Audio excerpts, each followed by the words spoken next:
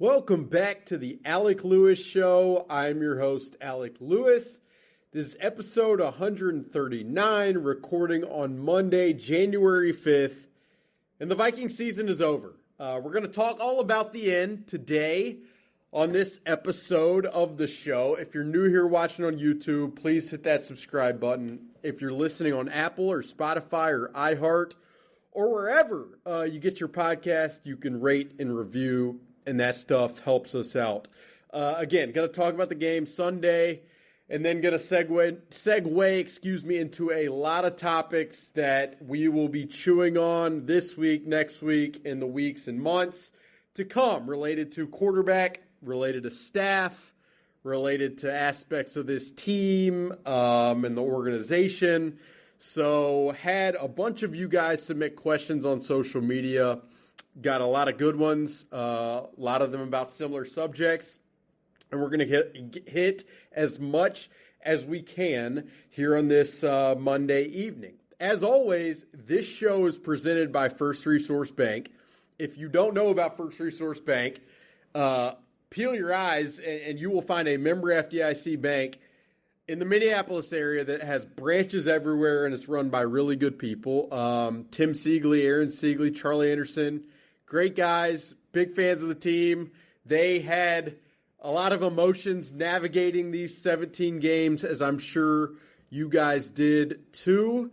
But their banking platform is phenomenal, so highly recommend First Resource. Any information you need on how to set up an account is in the link below in the description of this video or podcast. So we'll just start with a little bit from Sunday and kind of my thoughts exiting U.S. Bank Stadium in my puffy coat and gloves as we are well into the winter here. But it was a wild one, like most of these games have been throughout much of the season. I mean, the first half, Clayton Tune stood zero chance, obviously, against Brian Flores' defense. And then I thought J.J. McCarthy was pretty up and down in many ways how he looked for much of the season. Like you saw the competitiveness on that first drive bleed over a little bit into like losing his composure with, not just directly running out of bounds and then jawing at Keyshawn Nixon after the play. And we could litigate, how much, you love the competitive fire and you need that for certain guys to be gamers, but also you don't want to ruin a drive. And there are both sides of the fence there. And I'm sure a lot of people have a lot of opinions. I'm not really going to wade into that very much, but I do want to focus really more than anything else on how I thought he looked as a passer in the game. To me, not as calm in the pocket, and this is going back and watching the film and obviously having conversations with people, but not as calm in the pocket as he'd been from a footwork perspective against Dallas, against Washington, against New York in the first half. Just looked like, him into his drops. He was kind of all over the place in terms of angles and then didn't have much balance at the top of drops, seemed to kind of be looking to scramble a little bit more.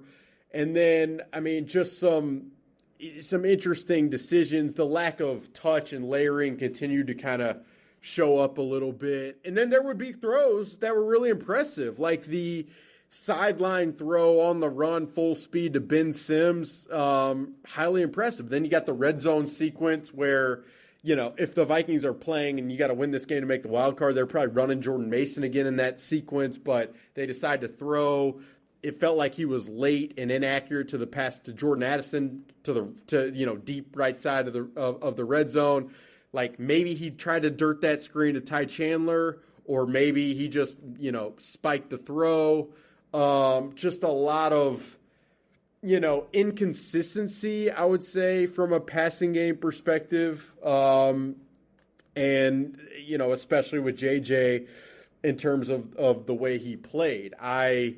This is the complicated aspect of evaluating everything with JJ McCarthy is, well, how much of some of his inaccuracies, inconsistencies, lack of comfort was because he was navigating pain in the right hand? Like, that's a hard question to answer. He had 2 full days of practice. The Vikings obviously were confident enough that he could go out there and perform, and he was too. So it's hard to really analyze. You could do that with probably every position of like that guy's playing with a nagging injury, so he didn't play as well. I mean, it's tough to wade into those waters, and really that's part of the complexity of trying to put a period or an exclamation mark on anything that we've seen in terms of like just the entire season in general. So, that's kind of, that was my takeaway. And then as far as the injury, I mean, you go back and watch the TV copy of the game and you'll see after the red zone sequence in the first half, he comes to the sideline. He's kind of keeled over, sitting next to Josh McCown. Looks like Josh, the quarterback's coach, is asking him, "Are you good? Like, what do you want to do?" And JJ's kind of shaking his head. And then he comes back out for the second half, throws that first pass, had enough velocity on it, and then immediately waved over. And that was kind of that. There was the towel over the hand. He was holding it behind his back and high-fiving guys with his left hand. Ben Lieber, former Vikings player, and obviously he's been on this podcast multiple times, had some thoughts about, the emotions of it all. And it's, again, even this, it's hard to go back and forth. You want, on one hand, you'd prefer maybe not so much of the show of it, but at the same time, part of the learning lesson that the Vikings wanted him to take from the Giants game was if you feel something, don't jeopardize the team. And so he felt something, obviously, and he pulled himself out. It's, again, you go down any road with J.J. McCarthy in this season, and you kind of get to the end, and you're like, well, but this, but that. But he played well, from weeks 14 to 16, but that was against some of the worst defense in the NFL. Yeah, but he showed growth. But then in week 18, he was jittery in the pocket. But maybe that was because, again, you can spin yourself into, just cycles with trying to come away with a definitive view of what J.J. McCarthy was, what he will be from this season, and that complicates things into an offseason and into another season where, Justin Jefferson, entering his 7th season, hasn't won a playoff game with the Vikings. Kevin O'Connell, Kwesi Adofo-Mensah, neither have won a playoff game with the Vikings, and this will be 2026 will be their 5th season at the helm. So, it is a complex situation. It is a murky evaluation. It is compounded by obviously what was not able to happen from the rest of the quarterback room standpoint, and that leaves this offseason with massive uncertainty at quarterback, which almost at this point now, having covered this team for 4 seasons, feels like the natural state of you arrive in January and February and you got to have the question about what's going to happen at quarterback. It just feels like how it is when you cover this team. Going to get right into questions here, and we'll go a lot of different routes with quarterback, which is where we'll start. We'll talk about Brian Flores, talk about other candidates, etc., and we'll do that right now. All right, we're going to get right into questions, and the first one comes from Cade Delisle, who listens a ton and asks questions almost every week. So we appreciate that immensely. Always gets the brain going. But here's the full question from Cade. Happy New Year, Alec. Appreciate that, Cade. You too, and everyone listening. Happy New Year. Which is more likely at this moment? A big swing for a Pro Bowl level quarterback, or trying to sign/trade for a veteran quarterback to pair/compete with McCarthy next year? Example, Trubisky or Brissett. So I would say, this is potentially a cop-out answer to this question, but the most likely scenario, in my opinion, sitting here right now on Monday evening, January 5th, and it's fluid, I'll tell you that, but the most likely is probably striking the middle of those two worlds, or trying to strike the middle of those two worlds, where you're finding a player who isn't Pro Bowl level, but maybe has the potential in a certain environment, but also is not journeyed enough, journeyed as much as the Trubisky and the Brissett, where you feel like you have the very refined kind of ceiling capped feel of what they are. That's kind of what I'd say. The challenge with this entire conversation, and the one that I guarantee you I will be reiterating and talking about relentlessly over the next few weeks / months, is it possible to strike that middle and find that option without guaranteeing the starting job to that potential candidate? And what I mean by that is, rarely is a starter level player, which is the type of player the Vikings want to covet, rarely is that type of quarterback going to sign with the idea that, you're a starter level player, but we're not sure if you're going to be the starter here, so come on in and compete and we'll see how it goes. That's just not typically how it works. Like, Daniel Jones was a really, really good option that kind of hit this middle last offseason.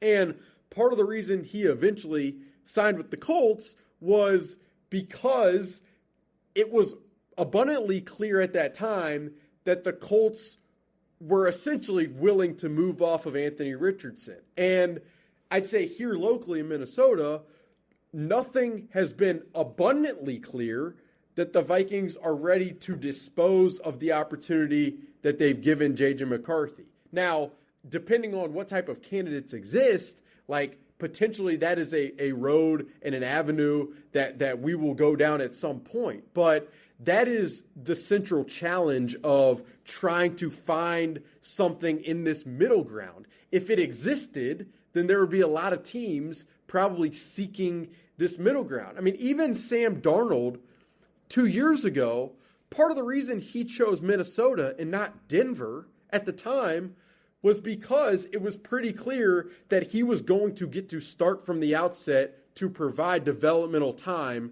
for J.J. McCarthy. And so even a guy like that who was, again, like Daniel Jones, younger player, had shown flashes, had a professional in terms of how he approaches things, some potential upside to lead you to more production than he'd showed in the past. Like, even to get a guy like that in your building, there had to be some kind of declaration that he was going to get a really, really, really good opportunity to start from the beginning of the season. And that's kind of how that happened. I mean, as I wrote on Sunday night after the game, I mentioned this conversation, and if you continue to go down the road of okay, so who fits the middle ground of this? And maybe you want to talk about the Kirk Cousinses, or even the Daniel Jones this time, or the Mac Jones, or what have you. I mean, first of all, if you were to take the idea of Kirk Cousins, who's to say that he's not going to have a better opportunity somewhere else that is more palatable just from a situational perspective?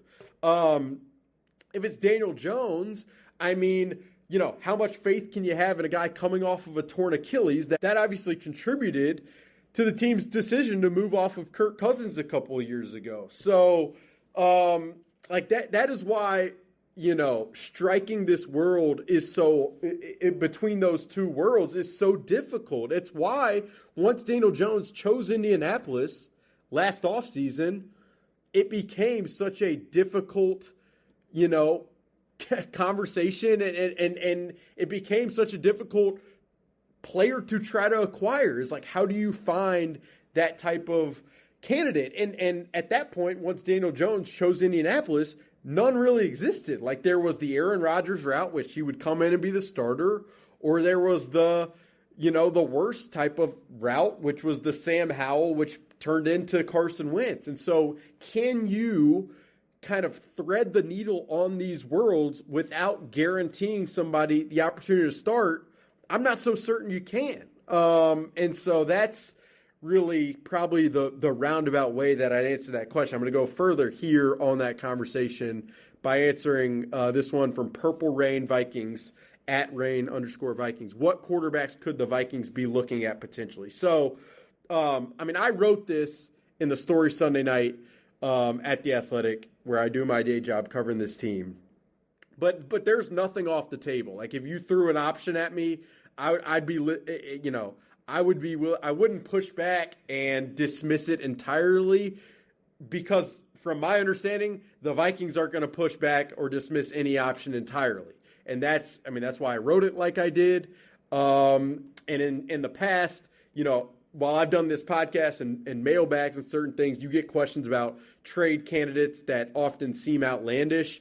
And in this specific situation, not really anything seems outlandish to me. What I would say, to the question of what quarterbacks the Vikings could be looking at, the vein that I would view it in is, what type of player can be really accurate? What type of player has a level of field vision that Kevin O'Connell often talks about? What type of player has the arm to get the ball downfield, which is what this passing game is kind of geared towards? And then which type of player has the level of professionalism that you would trust to come in here and have faith that they could potentially make the playoffs and win a playoff game? It's hard to find options that align with all of those, but you obviously start with the most premium of those options, and that would be the Joe Burrows, the Lamar Jacksons, the Matthew Staffords. Now, the question that you guys would ask, and that you should ask, the questions that I ask in my seat would be, why would any of those three guys become available? Joe Burrow obviously has been very frustrated this season and in recent seasons with how that team's inability, in Cincinnati's inability to push deep into the playoffs the way they did, obviously, early in his time there. Lamar Jackson, his contract situation is interesting. There were some negotiations, it sounds like, with the Ravens prior to last season. Those didn't result in an extension, and he's kind of going to hit a point in this offseason where I expect those conversations to continue. And then what happens with those conversations, maybe that would lead to, at some point, him becoming available. Matthew Stafford, this guy's an MVP candidate. Is he going to ride off into the sunset depending on what happens with the Rams?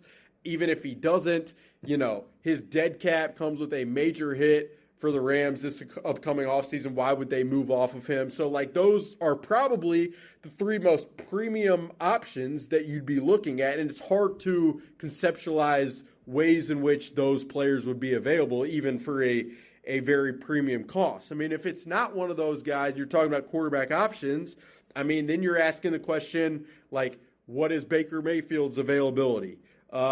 Mac Jones, what is his availability? Does he give you the level of floor that you feel like you can make the playoffs and win a playoff game with? Would you be willing to try to resuscitate Geno Smith's career for the second time? And then again, it leads you back to the realm of the Aaron Rodgers, the Kirk Cousins, the Daniel Jones, and then the Kyler Murray opportunity. But Kyler Murray comes with a bunch of questions from a system fit, from a commitment perspective, the professionalism. Don't believe he's won a playoff game. So would you have the faith that he would be able to do that here?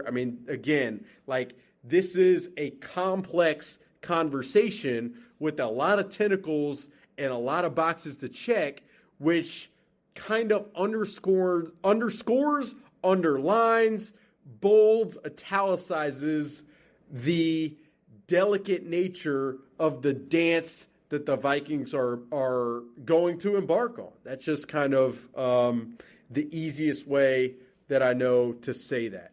The next question comes from Chase Allen. What does the timeline look like for when the major offseason moves typically happen across the league?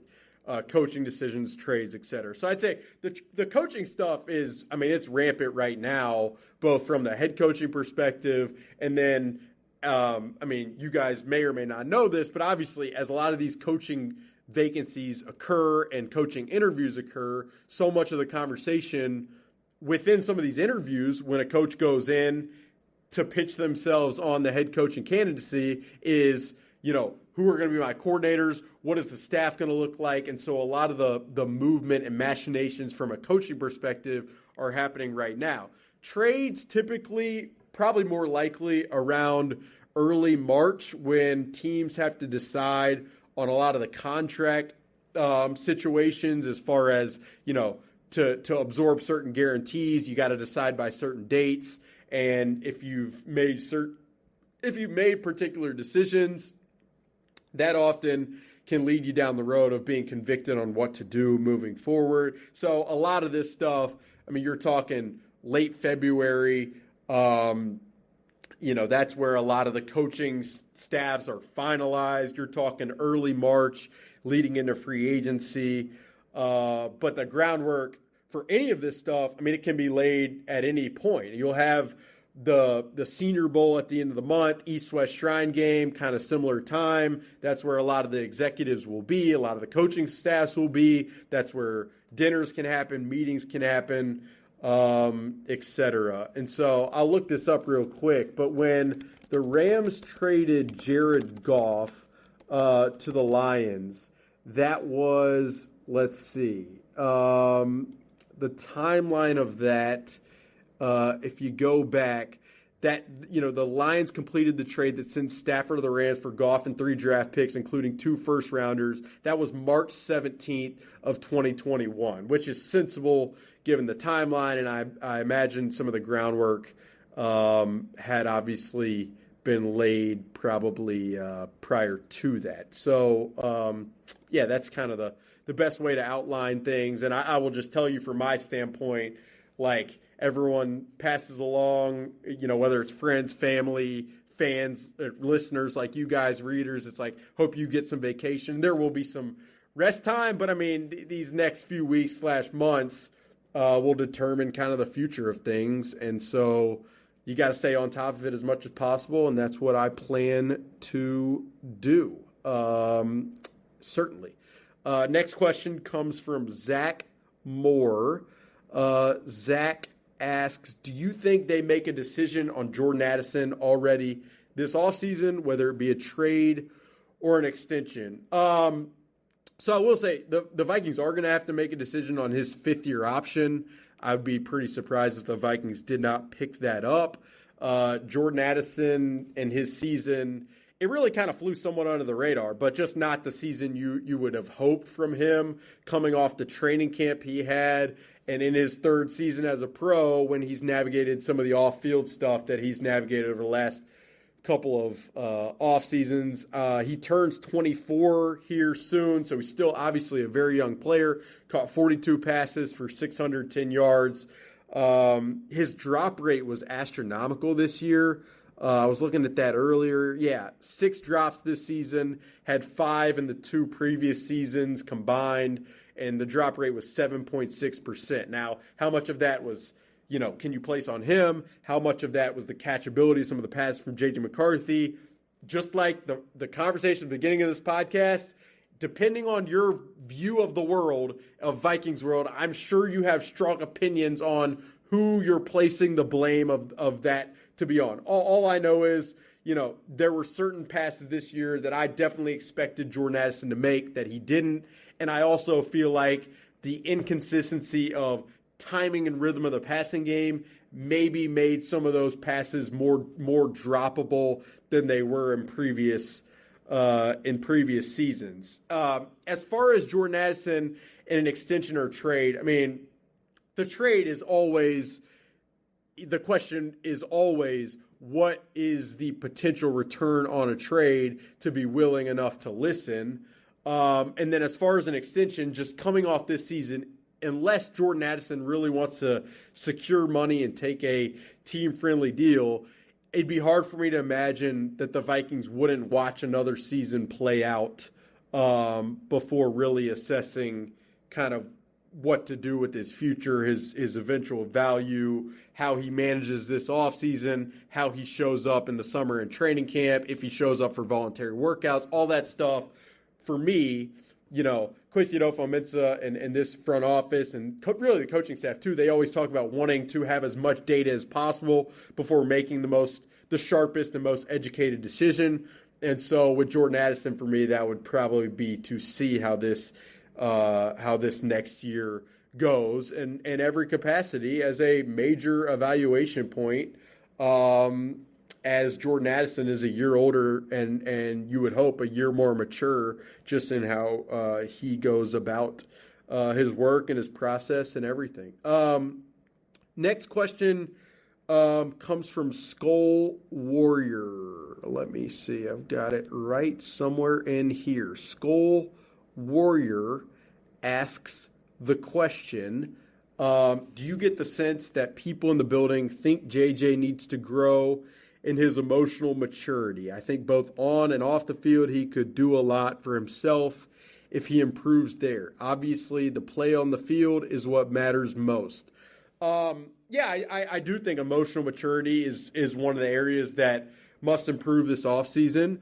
Just like I think physical improvement, both from a strength perspective, but also mechanics perspective and how he throws the football. I think those needs improvements. And then I think the mental aspect of seeing the field, making decisions, playing within rhythm, like that needs significant improvement as well. And J.J. McCarthy himself cited physical, mental, and emotional branches as elements of growth that he's going to be after this upcoming offseason, and they all need significant improvement. I mean, I'm not going to belabor the conversation or go off on a tangent on the conversation about J.J. McCarthy's emotional maturity, but there's no question you'd prefer not to be having to teach lessons about stepping out of bounds or not jawing at certain players or, not celebrating before you're in the end zone. Like, those are not conversations when you're developing a young quarterback.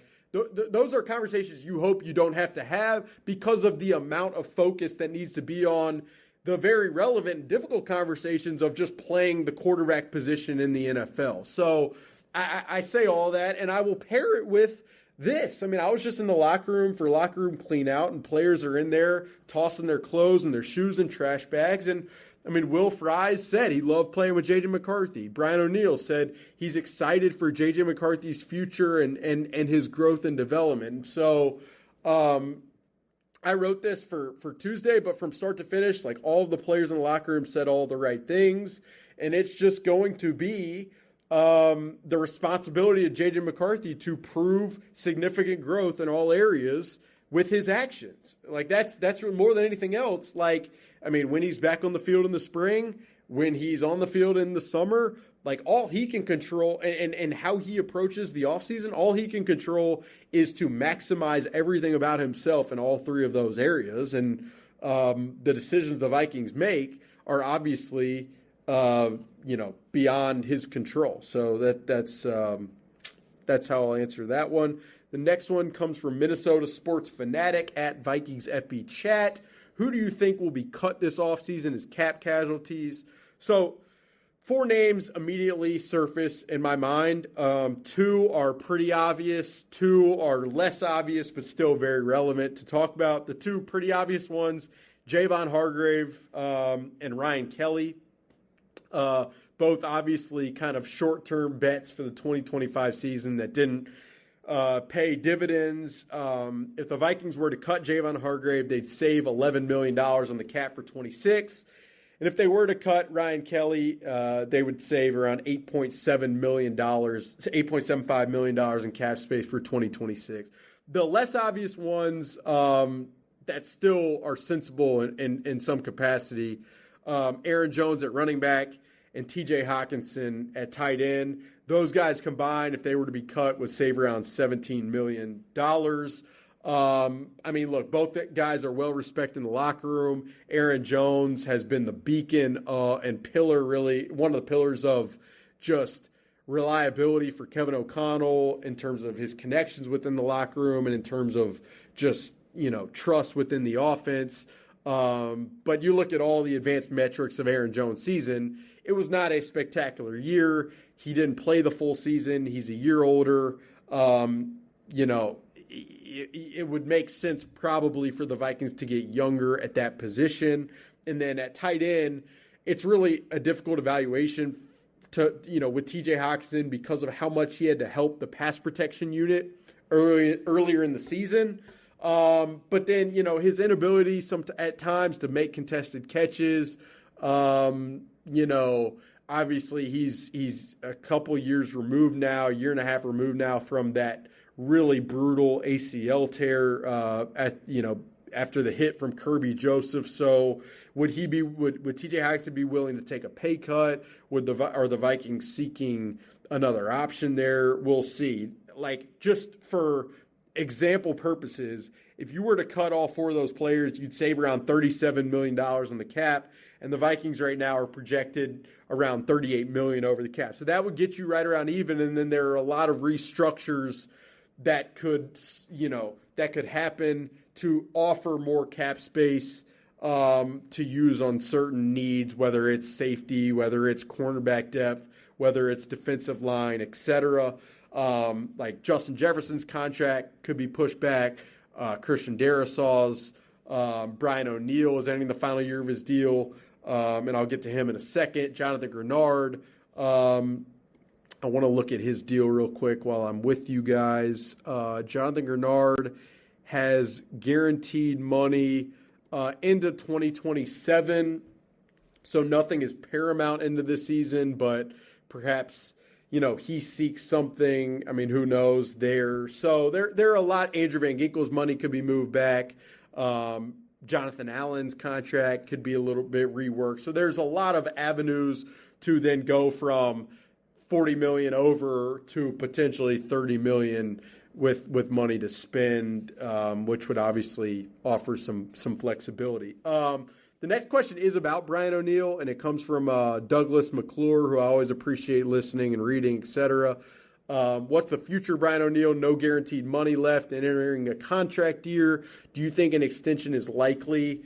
I definitely wouldn't rule it out as far as Brian O'Neill. I mean, this guy is like one of the premier voices inside the Vikings locker room. He is, the beacon of consistency in terms of playing through injuries. His one major injury this season was, in many ways fluky. He had to play a special team snap on a kickoff on a field goal because of injuries at offensive line. One of the players lands on his knee and that becomes an injury. But the other aspect of Brian O'Neill is you want certainty at tackle, and the hope, obviously, internally is Christian Darrisaw gets back full, is practicing full, is playing at the elite level that you guys and obviously me covering this team had become accustomed to him playing at before the injury in Week 8 of 2024, I believe. So having Brian O'Neill and solidifying that right side would be pretty critical. He'll turn 31 years old next year, but among guys that this team would believe in to push into the future and get older and still maintain his ability, Brian O'Neill would be one, just with his smarts, his technique, and just kind of how long he's done it. So you definitely wouldn't be surprised to see something like that, Douglas. Next question comes from Sam Paco. Who do you see as the most likely options to replace Brian Flores in the event he leaves for a head coaching job or another defensive coordinator job? Very worthwhile conversation, I would say. It's a massive one. Like, I cannot say enough how important Brian Flores' defense was to preventing this season from becoming just an absolute nightmare. Like, the Vikings defense finished third in DVOA, and last year were second in DVOA. And from a talent perspective, like, there's at cornerback, it still has not been an elite unit, and really scheme and pressure has prevented the corners from having to do a lot of the dirty work. So what would happen if you got an elite corner? What would happen if you found an interior defender that really was a presence besides Jalen Redmond? So it's a real interesting conversation. I will say just briefly, as far as the head coaching situation with Brian Flores, it's tough to thread the needle on which option would be the most sensible. Like, Vegas is probably the one for a lot of reasons. One, his relationship with Tom Brady. Two, the defensive coordinator in Las Vegas, Patrick Graham, and Brian Flores are best friends, so that's another facet. And then if you're trying to transform culture and have a certain standard, be all about winning, like Brian Flores would definitely probably do that. And then as far as defensive coordinator, I mean, I expect any team with a defensive coordinator opening or any head coach or head coach candidate getting a new job should push as aggressively as possible to have Brian Flores as their defensive coordinator, which would only increase the price of what the Vikings would have to pay. And I mean, similar to like paying a massive quarterbacks, to have shelled out $344 million for 2025 and receive the results of no playoff attendance or opportunity, and then have to pay even more for a coordinator with some of the uncertainty. I mean, look, I wouldn't put it past the Vikings ownership is going to, I'm sure pony up to pay as much as possible for Brian Flores, but the price will be the price. There's no question about it. As far as the question, the original question, as far as candidates, I mean, I've said this many times. If you're talking about internal candidates, the two most obvious ones are Durante Jones, who's been the DB's coach and passing game coordinator, and then Mike Saravo, who's been the linebackers coach. Like those two guys have called plays in training, in training camp throughout the preseason, and those two guys, have the respect of players already in the room.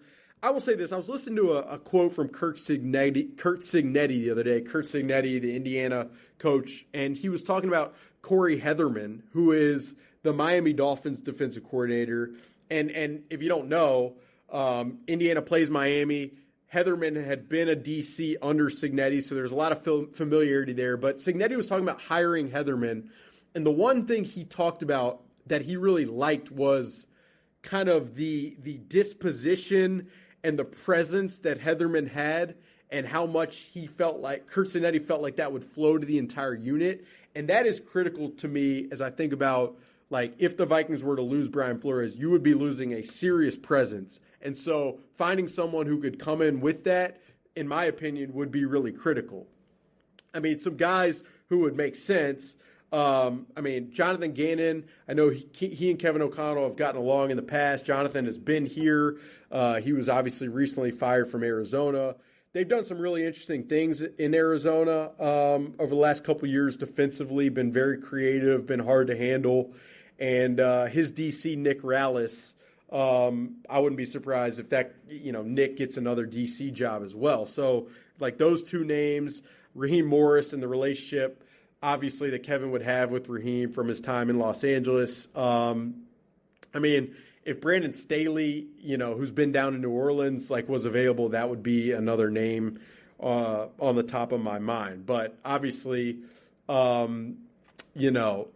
would be a massive, massive conversation to have here locally amid all of the other ones. And I've been saying this now for a month and a half, that if you were to lose Brian Flores, it would create a level of uncertainty that would just add to the pile of it that already exists. Next question, Carl Johnson. Non-Vikings palate cleanser. You move from the Royals beat to the Vikings. Is that rare for athletic writers to change sports? I thought, like Russo, maybe you specialize in one, or is it more common? I don't know if it's rare.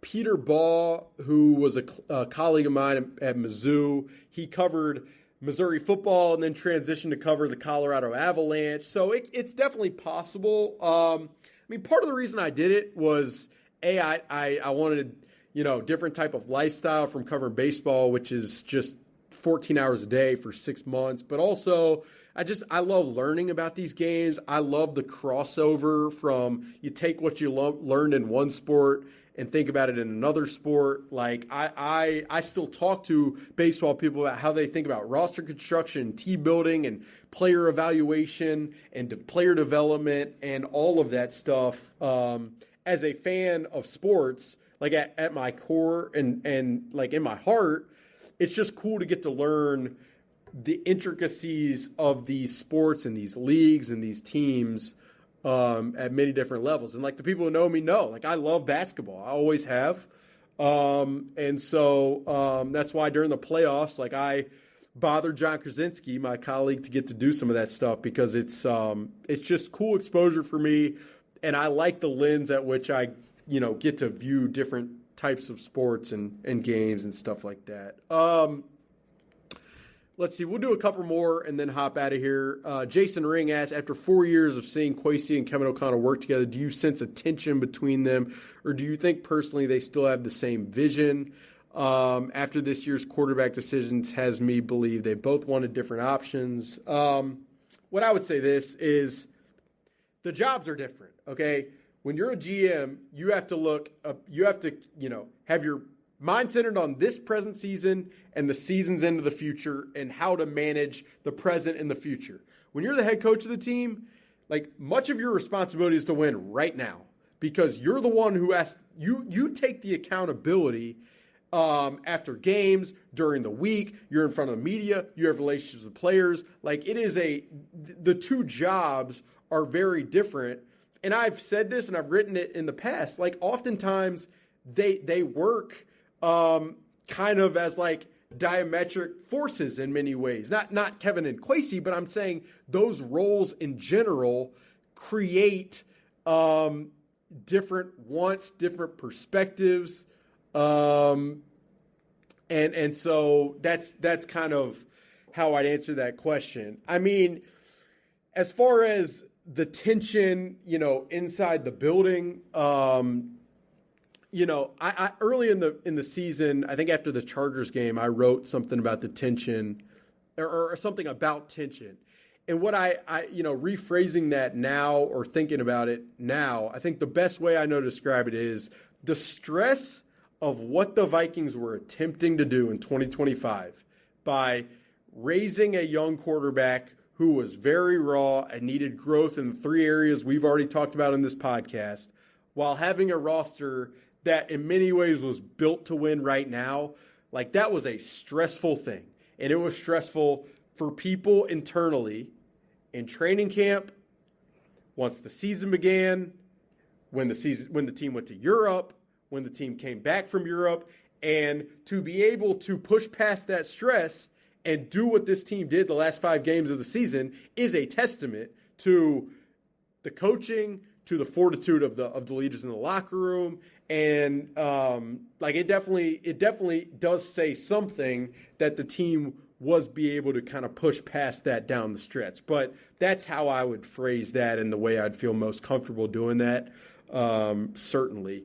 That'll do it for episode 139 of the Alec Lewis Show. Appreciate you guys being here. If you made it all this way, you can hit the subscribe button on YouTube, hit the like button. You can follow us on Apple, Spotify, iHeart, all of that good stuff. We will be back with much more thought and takeaway from this season with a bunch of host of guests. No, we haven't had a ton of late trying to get through the end of this season, but I promise you there is much, much more to come. I will be diving into the draft stuff very deeply, both in terms of my own evaluation and conversations. So stay locked in. We will be here over the next few months. Can't wait to get into some of those conversations. And the show is presented by First Resource Bank. It's sponsored by Unreal. All of my stuff's in the wash, so I don't have it here, but I mean, I've been repping it all season, and we cannot thank them enough for the support to get us through what was a wild 2025. With that, thank you guys for being here, and we will talk to you very, very soon.